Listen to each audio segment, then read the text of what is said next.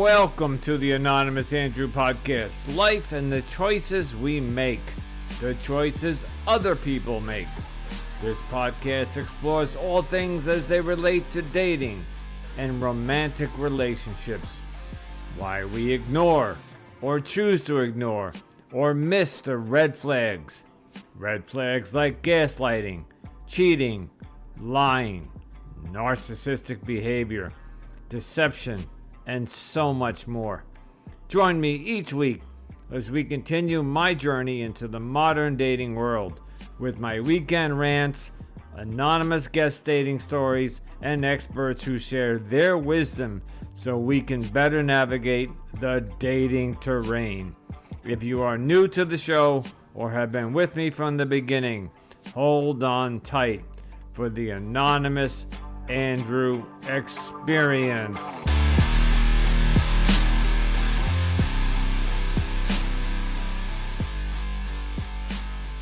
Greetings, Anonymous Andrew with you, the Anonymous Andrew podcast, life and the choices we make. So, today, I have a very special episode, and I mean very special because this whole podcast and many podcasts are tackling the problem of dating in today's modern society.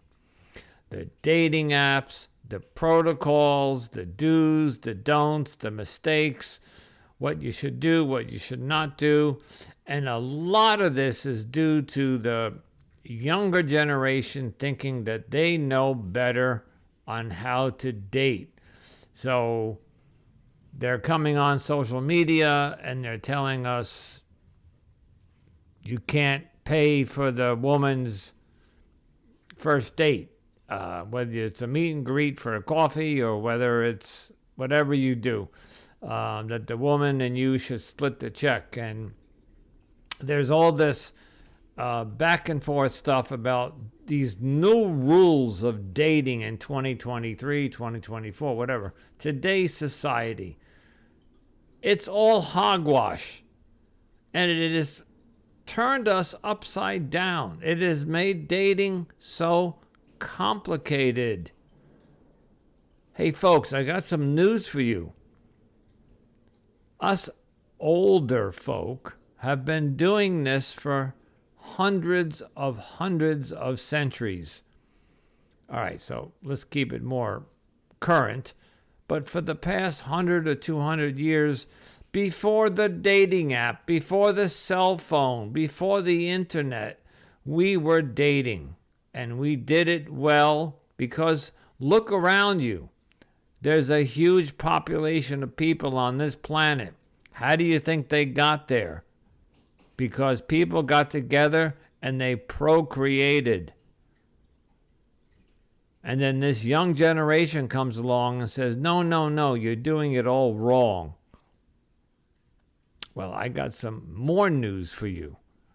Listen to my episode here with my guest, Elliot Katz, who wrote the book, How to Get Your Man to Wear the Pants. And this is a great discussion that he and I have about throwing out all of this new garbage about how to date today. It's a simple solution. But I'm not going to tell you what it is because I want you to listen to the podcast. So up next, my guest, Elliot Katz, and I discuss dating in today's society and what I think is the simple answer on how to fix it. Enjoy the episode and we'll talk on the other side. Ciao.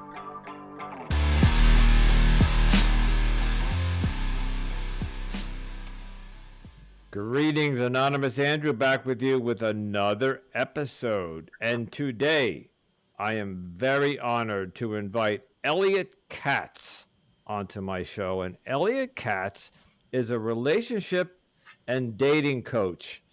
But more importantly, I invited him on because he has two fantastic books, which we'll get into in a minute. So I'd like to welcome Elliot. Welcome to the show. Thank you for having me. Great to be here. Okay, so Elliot, You wrote a book called "Being the Strong Man a Woman Wants." Being the strong man a woman wants, timeless wisdom on being a man. And then the new book, which is I guess the follow up book. So that book is for men, and then you wrote a follow up book for the women, how to get the man to wear the pants. I just love it. So let's start with I guess the first book. What led you to write this book, and where did you do your research on it, or where did your wisdom come from this? Okay, great question. So I was married for 10 years and then I got divorced. And like a lot of people, I blamed the other person.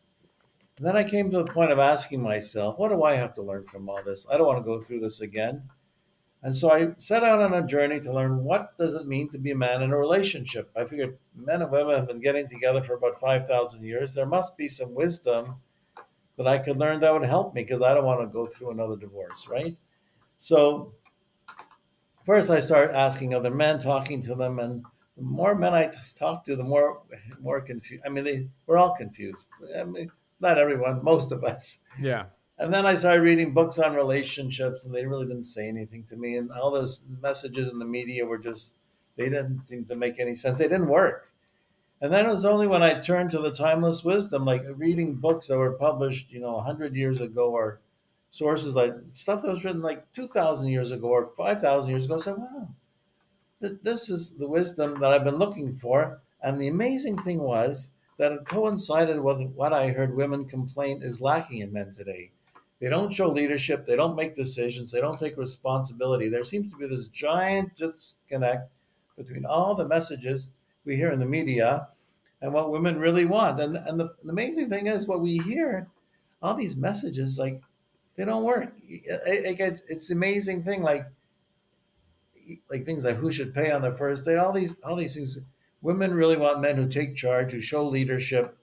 They don't want to be controlling tyrants. No, they don't want that. They want someone who you can make a decision, who asks them out and says, would you like to go out, and has a plan. Like, let's go to this restaurant. They have got great lasagna.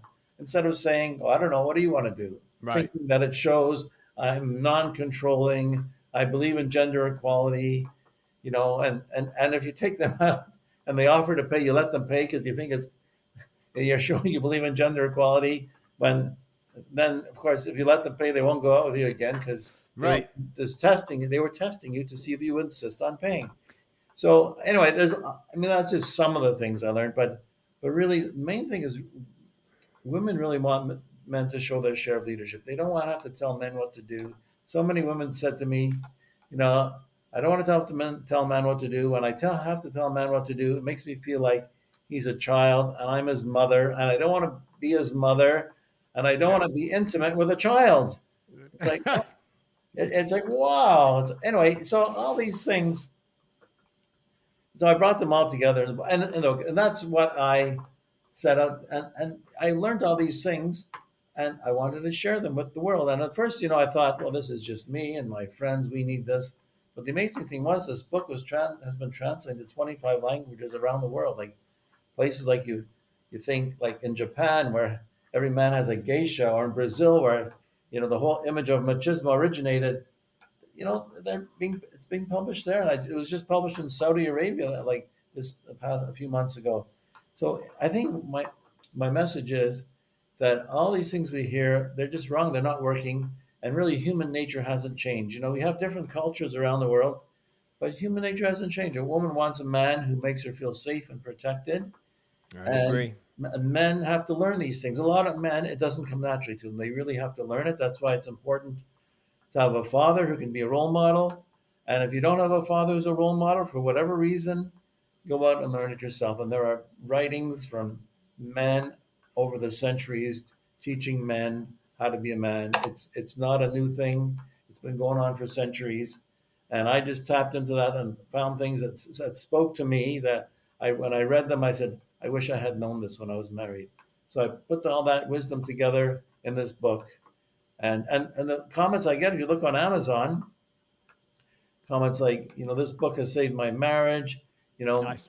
A woman writes, "This book is dead on what women want. I've read it. I gave it to my husband, and he's working on it, and I'm supporting him. And this has given me hope for our marriage."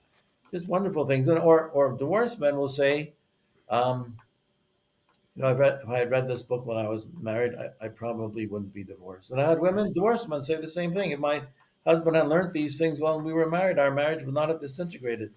I think for me, like, on my own journey, I thought, will it really make a difference? Like, will it really make a difference if when I ask out a woman, I don't have a plan or where to go, I ask her to plan it? Yes, it does. It makes a big Big difference difference. because to her, if you ask her out and you can't even plan where to go for a cup of coffee or a restaurant, she's going to wonder, how are you going to handle the challenges of marriage and family life? She doesn't want to have to tell you what to do. I mean, she doesn't want a controlling tyrant, but she doesn't want a man who comes home from work and says, "Oh, what do you want me to do?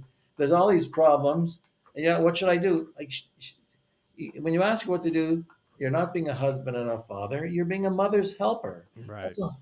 So she wants a man who comes home, sees there's problems. Oh, I see. Look, there's a problem here.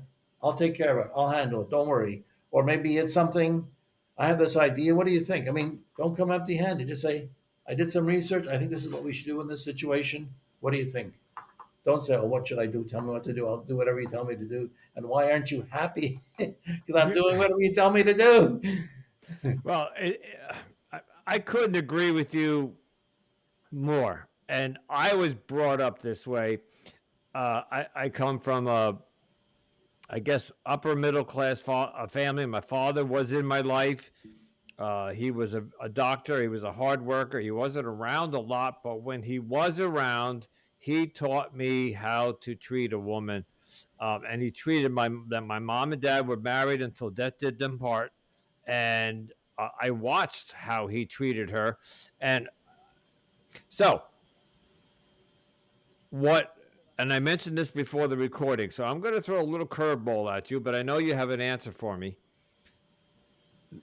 This book and these concepts seem to apply to, they should apply to every man, but what's been going on in our society over the past, let's just say 5 to 15 years, is men have become emasculated in Hollywood, in social media. You see, they're made fun of on commercials. And and now there's this movement. I don't know what generations. I get confused by the letters now. Generation X, Y, and Z. It used to be just baby boomers and millenniums, and now there's all these other generations Right. coming about, and they're being taught. You got the red pill movement. You got there's so much going on out there, and a lot of young men are being shown on social media or in pornography or wherever they're reading it, especially if you, like you mentioned, they didn't have a father figure growing up, how they think to treat a woman.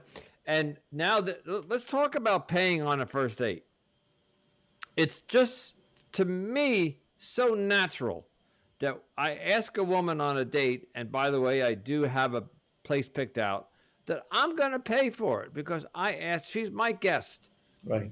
But what is this whole movement now that when you go on a first date, it should be Dutch? And whether it's a date or a meet and greet, because you're not supposed to go to dinner on the first date, all these rules, you go to a coffee shop. But regardless where you go, the man should pay.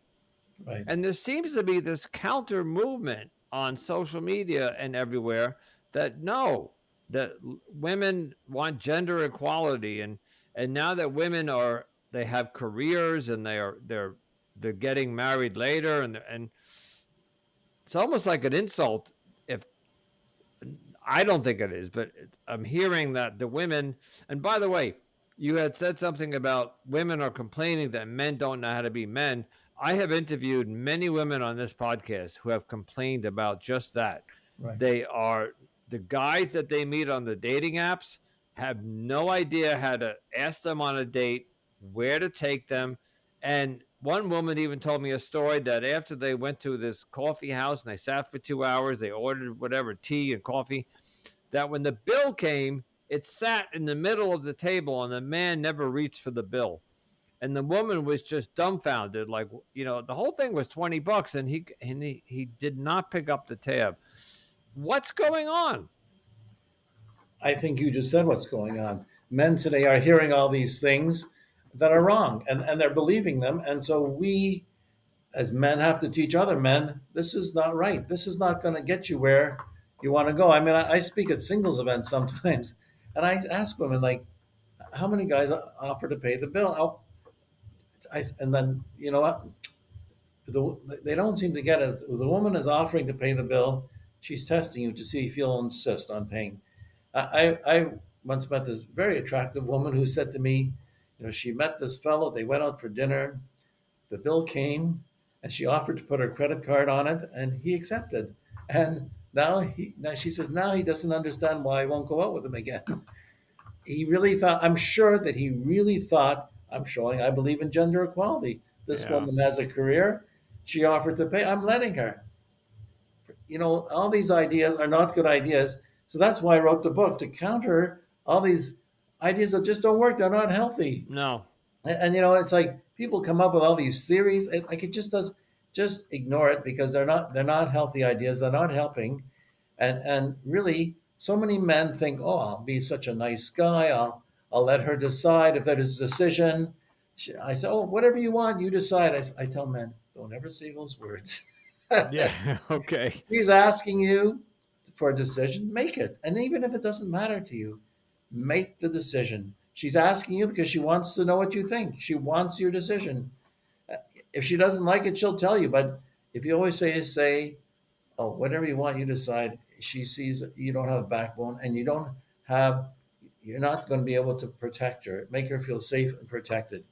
It's so important. I on my own journey, I wondered, make all these, is it really that important if she keeps asking me, these things that don't really matter to me, they're not important to me. Is it really important that I make the decision? Absolutely. She's asking you. If she calls you at work and she says, what should I make for supper? Pizza or lasagna? Tell her what you want. And if it doesn't matter to her, just make a decision. Make a decision. Right. It doesn't matter. I agree. Either one is fine. Say one, pizza. Pick one. Yeah, pick one. It's easy, and because she wants you, it makes her feel safe and protected. This man can make a decision, and especially, one woman I met with a few times. She said she divorced her husband because when there would be a challenging situation, he would just sort of stand back and let her handle it. And I'm sure, again, he probably thought, oh, I'm showing her I believe in equality. Women could do this. And it doesn't really matter to me. Let her stand up and say what she wants. It's like, and now they're divorced. It's very sad because she didn't feel like she's with a man. She said, I felt like I was with a child. So we have to counter all these negative ideas, these ideas that just don't work. And that's why I wrote the book. And like I said, I felt like, well, this is just me and my friends, but the book's been translated to 25 languages. It just shows that there are men all over the world. They need to learn this. I've got emails from really people all over the world saying, now I understand. Now I understand how I have to treat a woman. No one taught me this. It's very common. Men will say, nobody taught me this. So I say to a man, you got to take the lead. You can't just leave everything to her. No one's ever told me this before. And again, I'm with you. So I don't know if we're from the same generation or your father and my father knew each other. I don't know, but I 100% agree on everything that you just talked about. You in your profile here in your news release, you somewhere talked about that women who have careers and who are independent. Um, I'm talking to a woman now on a dating app, and she's owns her own house and owns her own business, and she's made that very clear. But you talk about that even if they're independent and they're wealthy or whatever, they're even if they're not wealthy, but they're stable and strong, Right. they still want a man to take care of them after the 8 to 5 job, I guess. Absolutely. I had a woman say it to me in this way. She says, I may be a boss at work, But when I'm with a man, I want to feel like a woman. I want him to take charge. She doesn't want a man that she has to tell what to do. She wants that doesn't make her feel safe and protected. There's a difference. Women go into the world, they're successful, they have businesses, they're doctors, they're lawyers, they have their own practices. It's great, but when they're with a man, they want to feel like a woman. They want him to make her feel safe and protected. It's so fascinating, and you see that men today, and that like men, women will complain that men don't do that, but when you tell a man, it's like he's never heard that before. It's like women are complaining about men, and the reality is men never learned this before. Like that's a tragedy. So, all these messages in the media, on the television and movies, just ignore them. Ignore them. They're not working, and it's not a matter of generation baby boomers versus millennials versus generation X, Y, Z. Men are men. They haven't really changed. They haven't changed since the beginning of mankind. And one of the stories I use in the book, and this is not a religious story, but it's about Adam and Eve, right? They're in the Garden of Eden. They have one commandment: don't eat the fruit of the tree of knowledge. And what happens? Eve eats it, and she pressures Adam to eat it. And then he eats it, and then God says, "And did you eat the fruit of the tree of knowledge I commanded you not to eat?" And what does he say? Does he say, "I take responsibility for what I did"? No. No. He blames his wife. I said, Yeah. "Wow, Well, nothing's changed. Nothing has changed. I thought only men today did that. I did that. You give into something you know, I did that too. Yeah. you give into something you know, and then you blame her. Well, that's not being a man. If it's wrong, if you know it's wrong, you don't give in because it's wrong. And you can't say, well, I'll just blame her when it goes wrong because I know it's going to go wrong. That's not taking responsibility. That's not being a leader. If it's Okay. wrong, it's wrong. You can't let it happen. Let's talk. Let's just so I can get a little bit of the dating concept in here. Let's talk about because your book is about, I, I guess, more about already in a relationship or so.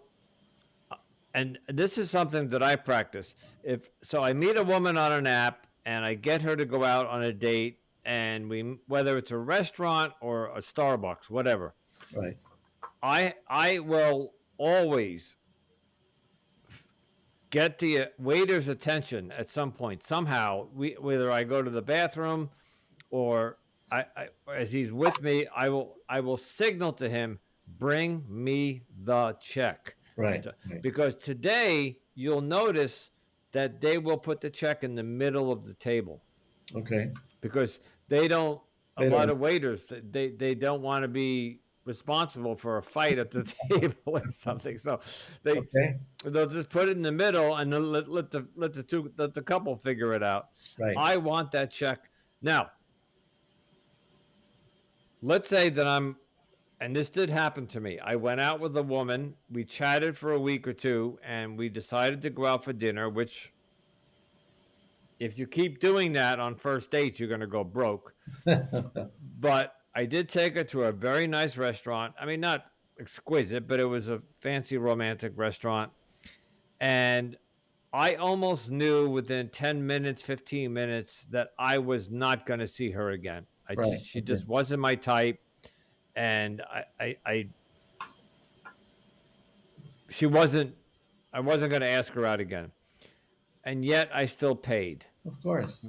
Yeah. So you agree with me. That's just, Yeah. Of yeah. course. Yeah. Take the hit and okay. Because that's going to happen a lot. You're going to go, and that just happened a month ago. I went on a meet and greet with a woman. By the way, the story is that I offered to take her to a Starbucks 3 blocks from her house, and she looked it up, and she said, they close at 8 o'clock. We weren't going to meet till like it's 7:30, and she said, I looked it up, and Starbucks closes at 8 o'clock, and so if we get there at 7:30, we're only going to have it half an hour. So she Googled a couple places, and we found another place closer to me, and so we met there instead. And when we got there, we ordered. I got a soup, and she got it was Panera bread, and so she got a pastry, and I got a bowl of soup. And we were at the counter. She took her wallet out, and I said to her, I just very gently with my hand, I said, "No, I got this." And she said, "Are you sure?" And I said, "Please, I have this." And I paid for it. But I knew within 10 minutes that I wasn't going to see her again, Right, you right. know? And thankfully it was only a Panera and it was a $20 bill, but and not that I'm being cheap or anything, but if you keep going on dates with women on the first date and you spent, because the other date that I went on was $125. So Yeah. um okay, anyway, so we've established men pay for the first date. Right, Andrew. So she took out her wallet to see. I mean, I've been on dates. Women do that all the time. They'll take out their wallet and they're just looking to see if you're going to insist on Right. paying because that's what they want. And So I said, no, it's okay, fine. It's my pleasure to pay for you to pay, and I just pay, and that's really not an issue. I've never had like a woman get offended, and she think. I know I had a woman say, "You think I don't make enough money to pay?" I'd say it's not an issue. no. It's my pleasure. I invited you out. I pay. Even you know what? Even if the woman invites me out, I pay because why not? It makes her feel special. That's what it's all about. It's not about. I've heard like men say, split the bill on the first date, or I've heard men say, who makes the more money? So what are you supposed to do? Bring your tax return? Yeah. It's like craziness. It's just pay for her. Just pay for her. And you know what else I tell men to do? And this is, I got a reaction to this. I said, when you pick her up with your car, if you pick going over there, open the door for her. Oh, absolutely. Okay.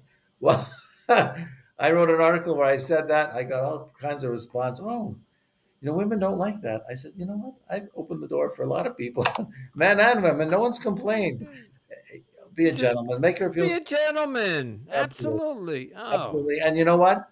Women really like it. And if you don't, they're going to wonder what's the matter. I mean, I can't imagine getting into your side of the car and then what do you do? Press the button and unlock the door so she can come in? I don't know. no. No, no. No. Doesn't you? I've I've told this story on this podcast several times, but you need to hear this. When I was 14, back 1974, I was going on a date with a woman. It was our first date, and my dad had to drive us, and we went to pick her up. We went to the movies. And then I called him, and he picked us up. And on the way home, we got to her house, and we're in the back seat. So he's driving, and we're sitting in the back seat.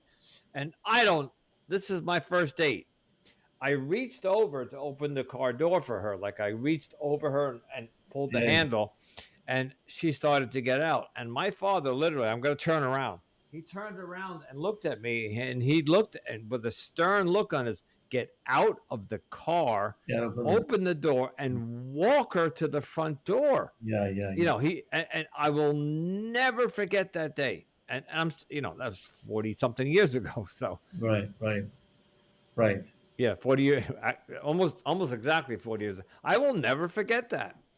And that was my father's way of saying, not only open the door, but walk her to the front door. Right, To this day, even though I knew the woman that I took out that I wasn't going to see her again, I asked her to text me when she got home right. because I want to make sure she got home. That's right. You're showing that you're concerned about Yeah. her safety, and It, that's what she wants. And the reality is, you know, the world is not as safe for women. I mean, women, no. need to feel a man is concerned about her safety and make her feel safe and protected. But so many men don't realize, oh, we're equal. We believe in equality. Okay, I believe in equality too, but there's women are women, men are men. You should walk the woman to the door and just make her sure she gets home safely. Of course, of Yeah, course. whether she drives herself home or I take her home, I'm going to walk her to the front door. And then, of course, then you have that dilemma, are we going to kiss or not? That's not even the concept. The problem is not the problem.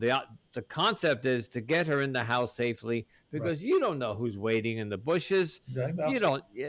I just want to make sure that when I see her walk through that door and she closes it, then I can go home and sleep, Right, whether I'm never going to see her again or not. So, right, right. You know what? If you show her that you're a gentleman, even if you're not interested in her, she might say, "I have a friend who would be perfect for you," perfect for you. because she likes men who are gentlemen. Yeah, I think this whole concept that's going on in social media was started by the woke movement, the what was it called? the women's thing that just went. Feminism. Yeah, but after that, there was the Me Too thing. Oh, the Me Too. Yeah, yeah. Yeah, so men are. I think men are becoming afraid to do anything because they're going to be called chauvinistic, or they're going to be feeling that they're being harassed. They're harassing them. Right, right. Um, I think we need to go back to the basics, which might seem old-fashioned, but It works. It works. it works. So a part of my journey, I was dating a woman a few years ago, and she said to me, "You date well. What are you doing?" Like as if I had put a spell on her. So I thought she was making fun of me. So I said to her, "Are you making fun of me?" She said, "No, you're a good dater. What are you doing?" So I said to her, "I'll tell you what I'm doing.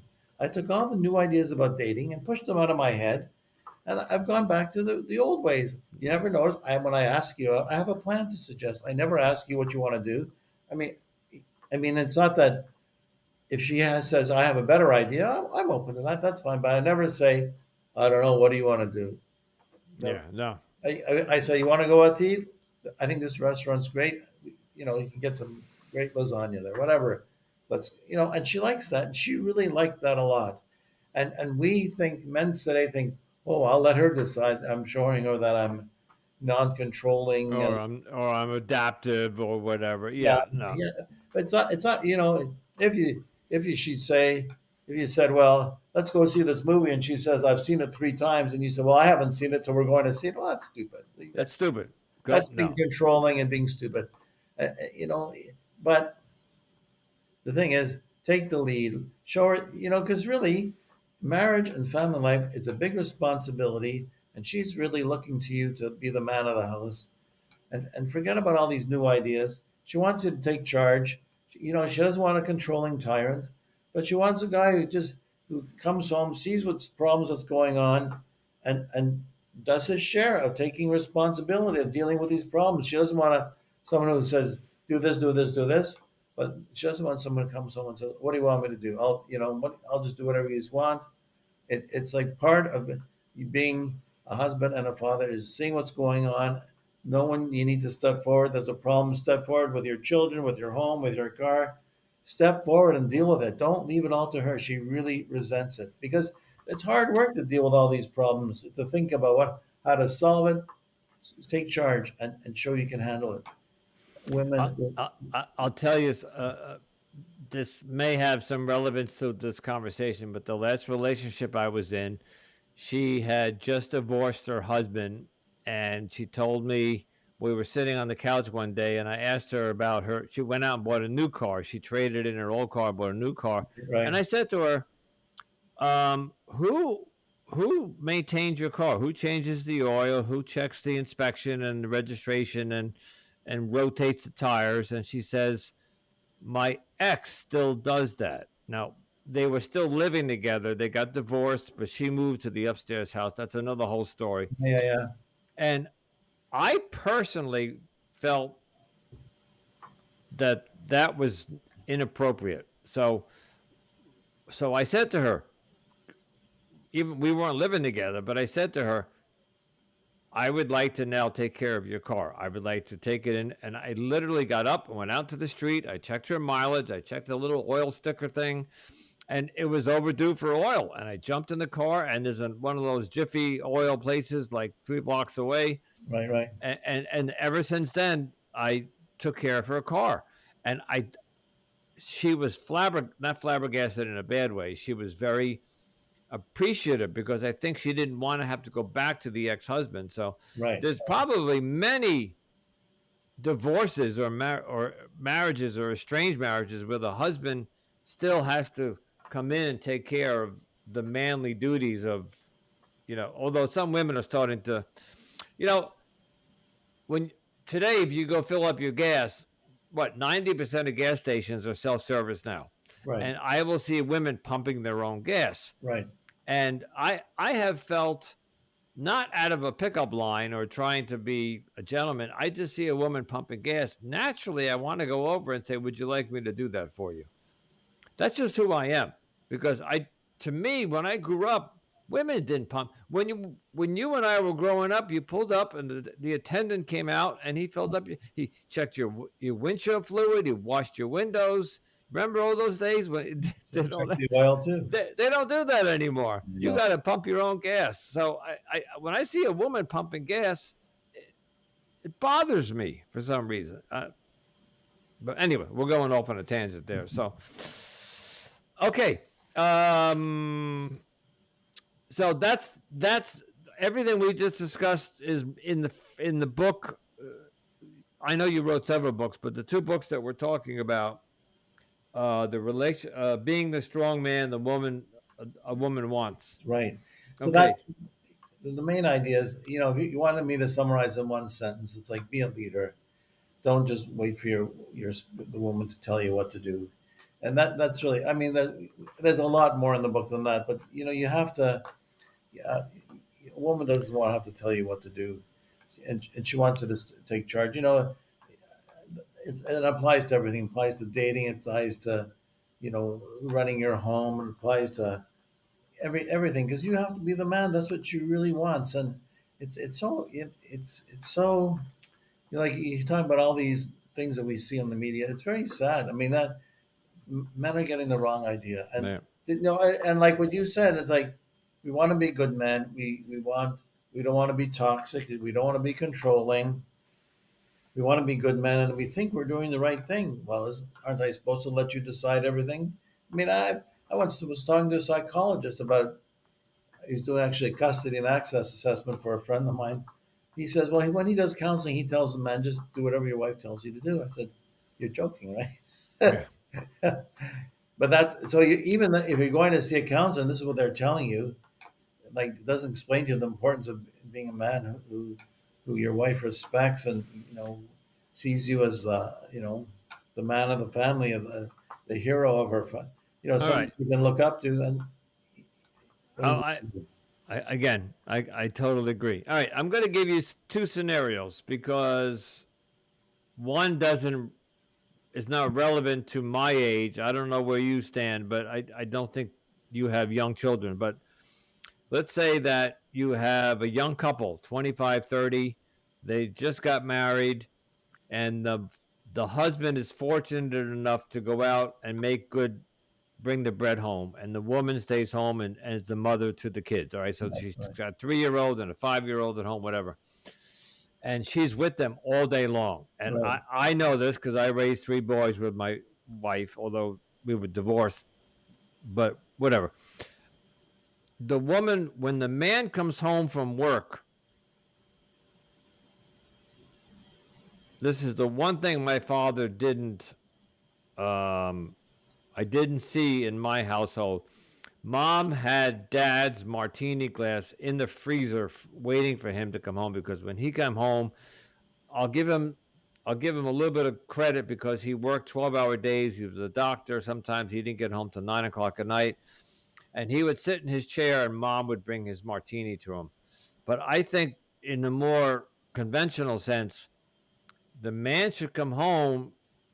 And I know this may sound odd, but hi, honey, you must have had a horrible day with the kids. Can I draw you a bath? Right, You right, know, or can I take the kids off your hands for 2 hours while you go take a bath, or you can go to the gym, or you can go do what you need to do. So that's for the young couple. What do we do in the older generation now? So let's say I start dating somebody and we get into a relationship, and maybe we might move in, we may not move in, uh, whatever. And we're both working. We both put in 8 to 10 hour days, and we come home. Who does the cooking? Who? I'm trying to formulate a question here. Uh, well, you're saying how do you divide the household responsibilities? That's right, the because question. you're both working and Right, there's no children involved here. We're just right, talking about people in their 40s, 50s, and 60s where the children are out of the house. right, right. Well, I think, I mean, it's something you have to decide. Obviously, I think maybe a couple days of the week. the husband can do it a couple days a week. The wife does it. It really Okay. depends on schedules. I mean, if both people are working, I think when the first scenario you described where the husband comes home and the wife gives him a martini. I think the idea, like when a man comes home from work, he's usually pretty exhausted, and I think what he really needs, and what I recommend, is like take a half an hour just to relax, have a cup of coffee, have a glass of wine, whatever, just relax and come back to yourself, and then say, okay, now I'm ready to help out. I'm energized again. I had some cake, some sugar in me. I'm energized. I'm ready to start doing things at home. I think one thing that happens is like the man comes home, the woman, she's exhausted too, and he walks in the door and he like gets attacked, like as if like he hasn't Yep. doing nothing all day because he wasn't home helping, but he was actually working hard. But he gets attacked at the door, and that's Yeah. not that doesn't help. You got to say, okay, I'm ready to help. Just give me a half an hour to rest, to come back to myself, and then I'm ready to start. So I think that's And I think communication is necessary there. I think a couple like that would need to sit down and say, okay, Monday, Tuesday, Wednesdays, I'll do the dishes, and Thursday, Friday, Saturdays, whatever. And I think it's just a matter of the couple has to sit down and decide we're both working Monday through Friday. We put in hours, or unless somebody's working from home, whatever. But I think it's a communication issue where they discuss how they're going to share the chores. right. And I Right. suggest actually making a chart with the days of the I was, week and yep. I the was thinking about that. Yep. responsibilities. Say who does what on which day, and then figure it all out and post it Yep. on the fridge. And there it is. Oh, if you forget, there it is. Okay, it's Monday. It's my day to do the dishes. And you know what? That way you know in advance. So when you're coming home, you're thinking, okay, today I have to do the dishes and or whatever else. Take the garbage out or Yeah, whatever. Right. I Yep. know in advance. So other times you come home exhausted, thinking, I just want to crash. Yeah. And she's like, no, you got to do this, you got to do that. But if you know in advance, you're You're set, prepped. You're just like you're for it. ready to do it. Right. Okay. Let's jump into your second book. Okay. What's the first book we talked about is for men how to be men. Right. The second book is for the women to. To get their man to be a man. Okay, explain that. Well, okay. So the first book is Being the Strong Man a Woman Wants. It's about telling men to take charge, show leadership, make decisions. But women wrote to me and they said, well, like it was meant for men to read. And the woman wrote to me and said, well, how do I get my man to take charge more at home? He hardly does anything. And taking charge, right? It's a lot of men do a lot of work at home. It's just like, but they leave all the decision making and problem solving to women. So that's what this book. So I wrote this new book, how to get your man to wear the pants so you don't have to, inspiring him to make more decisions, take the lead, take the lead, and stop leaving it all to you, because that's what women feel. The man is leaving all these decisions to her, and she resents it, and he doesn't realize how much she does resent it. So this is like things like, if you call your husband and ask him to make a decision and he says, whatever you want, you decide, you say, what I want is to know what you want. Right. Get to the point, all these things. If your wife asks you, like, we need to get some furniture for the baby when the baby's room because we're going to have a baby in a month, and he says, well, what should I do? I says, I trust your judgment. You have good judgment. If the man comes home and, like we were describing before, like, whatever you tell me to do, I'll do it. And she says, well, that's a real big help to me, but I really need you to also figure out what we need to do in these Right. situations. That would be a really big help to me. And you have really good ideas, and you're smart, and that's why I married you. So I need you to do that. And you know what other thing that's sort of interesting, like things like planning the vacation. I always thought, if a man says, here, you plan the vacation, I'll pay for it. Well, then she should be happy, right? No, not happy. So No. no, he says, you say, I think the vacation would be a lot better if you participate in planning it. And then, you praise, okay, you came up with some really good ideas. Let's do it. It's just leaving every decision to her. It's just not what she wants. Like, you got to participate. You can't just be like one of the children. You're the husband. You're No. the father, and Right. it's your job to step forward and say, "I think we should go here this year." Okay, well, let's plan it. I mean, but if you just leave everything to her, and that's the thing. Like, I didn't understand this, how important this is. A lot of men don't.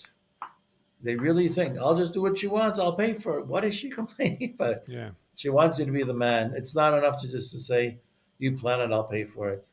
Or I, anything. You're going out for dinner, plan it. Choose a restaurant.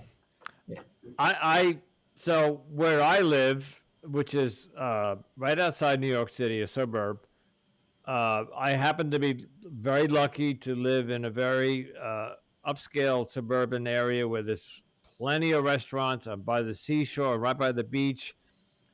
There's so much here to do, and I'm out to just say it. I live on Long Island, and Long Island, people don't even realize, is filled with so many attractions and sightseeing. Especially the farther east you go, you got the Hamptons, you got Shelter Island, you got uh, Montauk, and there's just when you get past the urban, you get out into the farm country. I know already in my head where I'm taking my first date. The last woman I was with, which didn't end well, but in the beginning, the first 5 dates I had all planned out. I knew exactly where I was taking her, and I think what that's what a man needs to do is if he's courting, and I don't hear that word anymore. Courting a woman. right. It's an old term, but that's basically what you're talking about. It's Absolutely. yep, Absolutely. and I think it's a forgotten term. And to me, I court the woman, and I want the woman to feel comfortable and safe, and know that I can make decisions and I can take care of her. But anyway, the point is that I have already know where I'm taking her. Let's say the first date goes well, and then and then the second date in my head, I'm saying I would like to take her on a second date. I'm already thinking about where I'm taking her because I know all these places. I've been living here for 50 years. I know where everything is. And even though she might live on the same geographical area that I have, not everybody has seen everything. And even Right. if you have, there's a couple of places right where I live that is a that everybody loves to go to, and Right. they're great dates. So, um, And Andrew, you know what else? You're also showing her she's also learning about you. Like, so if I take a woman out and I say, "Hey, let's go to this cafe. They have, great music." I'm showing this is what I like. This is learn this about me. right. This is the kind of thing I like to do, and this is the kind of music I like to hear, and this is the kind of places I like to go to. So now you're learning about. This is one of the ways you're learning about me. So, absolutely, sounds great. And I think also during the courtship, whether if it's an online app or you're on the phone or your Facebook, however you're talking to her, try to find out her interests if they're not listed in the profile, and then try to tailor some of the dates towards something she's interested. So if she's into art or theater, Right, I don't mean movies, but like real theater, plan buy tickets to what where I live. There's all these little venues popping up where they now have all these off Broadway plays and uh, plan something based right. on the information that you're learning from her during the courtship. And again, that word comes up, and I think that we should do a hashtag courtship because I think it's a forgotten art. No, I tell men the same thing. Like, you go on one date, use what you've learned about her and her interests, and think about something that you would both enjoy doing. And I do just some other things I tell men over 40 who are dating after divorces. Some other points: don't speak badly about your ex. Don't speak. No, No, no, no. And if she asks you, why are you divorced? You're a nice fellow. Why are you divorced? Don't start, blaming your ex-wife. What I tell men is tell her what you've learned. You say, you know what? I made mistakes, but I've spent a lot of time working on myself and I've learned a lot. Let me share with you some of the things I've learned. And I couldn't agree more again because and my audience will know this at the beginning of the podcast I was very angry and resentful towards my ex because of what she did to me, and had I gone on any dates in the first 3 months, which I did not because I wasn't ready, but had I I probably would have broken that rule. I would have talked so badly about her. Yeah, yeah. Um, Today, I know, and I'd like your list. So let's take a look at your list. So you have 5 tips for men. So you suggest the first date, you pay for the first date, don't badmouth your ex, don't blame the ex, right? And be supportive of parenting. You may talk about that a minute. Well, some people are threatened. Like if a person has children from their previous marriage, it's almost like they see it as a threat that's going to take attention away from her. That you have your responsibilities to your children. So if you're not supportive of your this person's, that they need to spend time with their children, and you see it as a threat, well, then maybe this isn't for you. Maybe you should be with someone who doesn't have children. So Well, I've seen that where a person, they see the children as a threat. So if that's a problem, you know, well, yeah. All 3 of my boys are over 25. They're out of the house. They're married, and blah blah blah. It so happens. It's funny that we're bringing this up. So happens that I'm dating a woman who's 59, but she had children in her, I think at 40 and then at 42 or something, and both of her children one's still in high school and one is just in college. right, And when she told me that, I had to pause for a second and say, do I really want to get involved with teenagers because they're still living at home?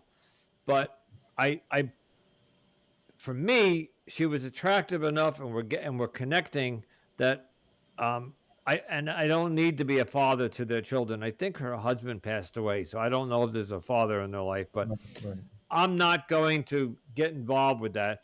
And we're trying to get together this weekend and next or during next week. And she said to me, well, my son's in from college. My other son is got this and that. And she says, I had to realize it was the holidays and it's not a good time. So right. patience. So I said to her, I'm not going to say her name. So let's say Jane. Jane, I said to her, why don't we get together after the holidays? You do what you got to do. Take Yeah, care of your kids. Enjoy them while they're here, and that's how you need to deal with it. You need to, if you look at the children as a threat, or if they think you are going to be jealous of the kids, I'm not. yeah, yeah. So You know what? I was just talking to a fellow that I coached a while ago. He's divorced. He had a girlfriend after 4 months. He has 4 kids. After 4 months, he really, he liked her, so he wanted to introduce her to his kids. So he did. He brought her over, and 2 days later, she broke off with him. And he asked me, "Why did you break up? Nothing happened." I said, "Well, I'll tell you what happened.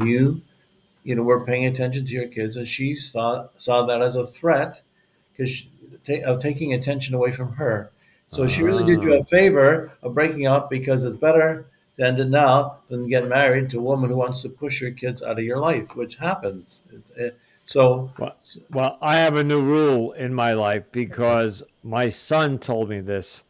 I do not introduce women to my children for at least 6 months to a year because of I'll tell you a quick story. Not funny. It's actually not, tragic. I took my last girlfriend down to Florida 2 years ago, and then she left me in Florida. As another whole story. Listen to episode 2 of my podcast. And I went down to visit my son, and I ended up going over there. And I'm saying, you're not going to believe this, but so and so just left me here. I mean, he knew I was down there. We had dinner with him the night before, and he said to me, "Dad, that's why I don't like meeting your girlfriends because they never stick around." okay, You know, so he taught me a very valuable lesson. Don't bother introducing them to me until you know that they're going to be around because I get to know them, I get to attach to them, and then they're gone. And I said, wow. right, So, right. so Well, my 33-year-old son taught me a very valuable lesson. well, that's true also. But you know what? Sort of the opposite is also true that if they're not going to stick around because of your kids, or they see your kids as a threat, you better find out that early. So you say, well, you see my kids, Okay. let's just end this now because, uh, Well, she didn't leave because of the kid, Yeah, my yeah, son. It was something completely different. But right, when, right. but when I told him that she left me, and then 4 years earlier, or 5 years earlier, his brother got married, and I brought another woman to the wedding. Everybody told me not to bring her to the wedding because I'd only been dating her 6 months, and sure enough, 2 months after the wedding, she broke up with me. So now we got all these pictures of this woman that I brought to my son's wedding, and Yeah, she's no longer with me. And yeah, yeah. yeah, so all right, we got to wrap this up, Elliot. Any parting thoughts? Uh, and then tell us where we can find all your wonderful books. Okay, well, the main thing, is I think what we've been saying all along. A lot of the ideas that men are being told today are not healthy. They're not helpful. They're actually destructive in a lot of ways because so many men, like I said, will say, "Well, I thought this was what I'm supposed to do," and then she ended it with me. So the thing is, be a man, show leadership, make decisions, take responsibility. Very important. Don't blame your wife. Don't give in to her if it's wrong. Um, I do coaching, I do speaking. My books are here: How to Be Being the Strong Man a Woman Wants, Timeless Wisdom on Being a Man, and the other one is How to Get Your Man to Wear the Pants so you don't have to. They're all available on Amazon as an ebook, paperback, and audiobook. And if you want to contact me, my website is www.elliottKatz.com. .com. ELLIOTT, two T's, KATZ.com. And my email address is Elliot R. Katz, ELLIOTTRKATZ at AOL.com. People have questions. I'm glad to talk to them. You know, I do counseling, coaching. Its first half hour is free. I'm really, this isn't the business for me. I'm really trying to prevent so many divorces, which I Yeah. believe can be prevented and prevent children from being from broken homes. I really think. I mean, I've done. I've had a lot of success, and I feel that a lot of divorces could be. No, I think you're doing great work, and you're right, and I agree.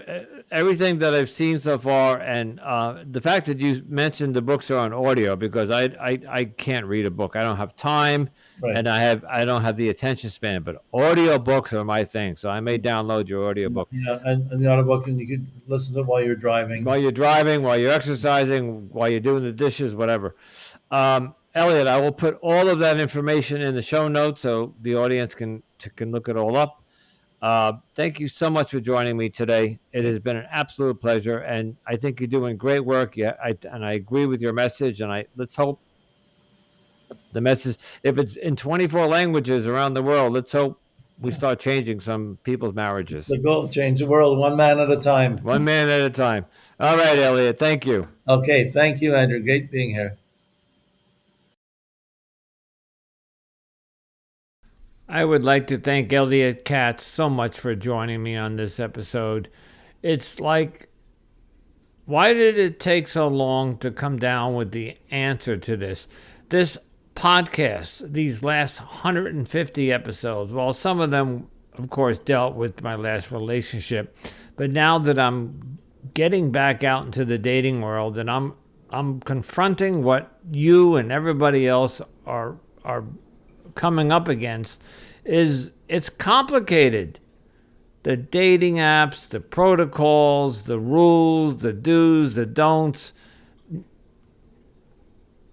If you heard the episode, you'll understand it should come down to basic, old-fashioned dating. Hey, folks, we did it years ago without the internet, without dating apps, without